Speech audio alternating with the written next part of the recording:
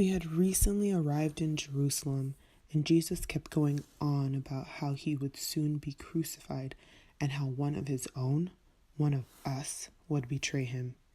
He was deeply troubled. He even told me I would deny him 3 times before the rooster crows. I just couldn't believe it. The night before it all unfolded, Jesus took some of us to a garden and asked us to keep watch as he prayed. It was so late in the night that we fell asleep multiple times.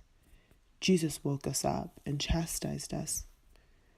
Once again, we fell asleep, but this time we were woken up to the sight of a large Jewish mob holding swords and clubs.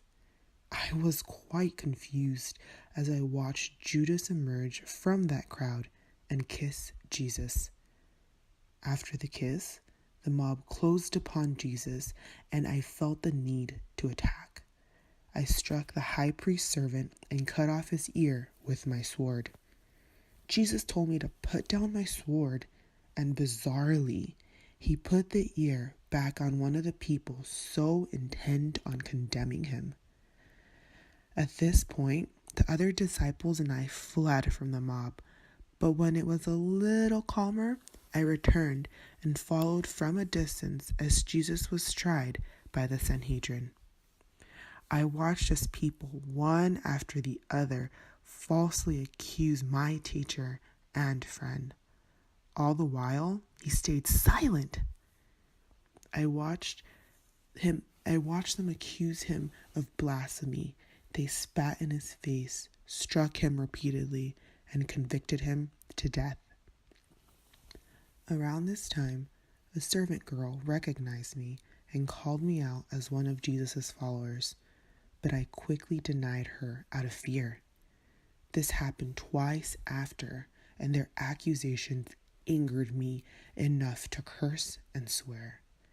Still, caught up in denial, I heard the clearest noise of a rooster crowing, and I immediately began to weep.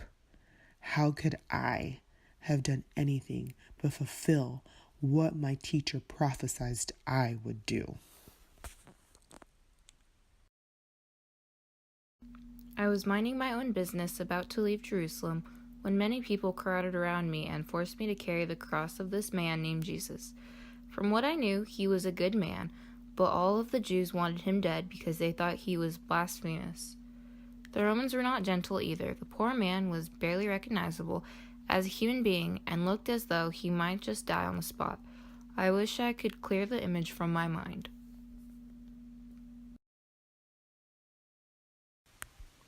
I had followed Jesus from Galilee along with many other women, and we watched the brutal and horrific scene from afar. Many people stood watching while a man carried Jesus' cross.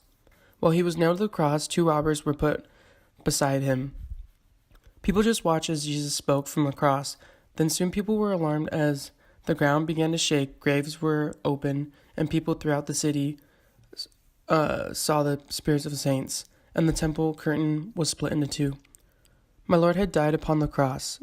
A rich man from Athea, Joseph, asked the Roman Pilate for the body of my Lord. The body was wrapped in clean linen and laid in a large tomb carved out of rock.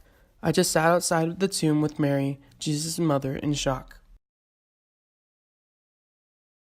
When I woke up that day, I figured it would be just the usual routine of crucifying criminals, but early in the day I heard talk of this man named Jesus.